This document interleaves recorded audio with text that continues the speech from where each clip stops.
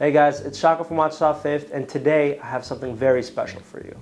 I think saying very special is kind of an understatement for this because, you know, we're no strangers to special watches, rare watches, expensive watches, but I think this watch is kind of the most extreme of all of that. It's one of the most famous watches in the last 5 years. Some would even say it's one of the most controversial watches. And I kind of can't believe I'm making this video right now because 3 years ago, this watch was auctioning for $6 million. And yes, I'm talking about none other than the Tiffany Co stamped 5711 Patek Philippe Nautilus. Here it is in all of its glory with the Tiffany-blue dial.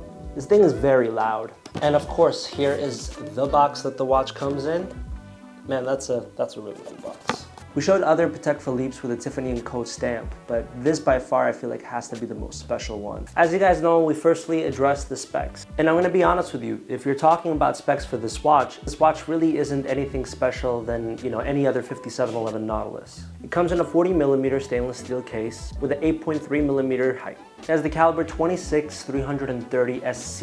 It has a date and time complication and has a power reserve anywhere from 35 to 45 hours, which isn't really that impressive nowadays. And the standard water resistance of 120 meters. Again, based on reading the specs, it's just your standard 5711 Nautilus. But this watch is special because it is the ultimate commemoration of Patek Philippe's and Tiffany Co's 170 years of collaboration.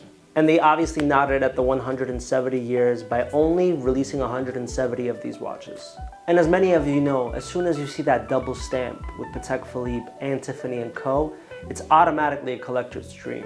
And this watch is also the very last of the 5711, which was a very popular reference for the Nautilus. Some of you guys know that Patek Philippe had a hard time breaking into the American market, and Tiffany Co and Patek Philippe decided that they wanted to retail Patek Philippe's watches within the Tiffany stores. And Tiffany Co became the first retailer to sell Patek Philippe watches within the United States. The two brands started around the same time, and 170 years later, they're still going strong, and are officially the oldest collaboration between two luxury brands. And even though these two luxury titans are still working together, there's only one retail store that Patek Philippe and Tiffany Co sell their watches, and that's here in New York.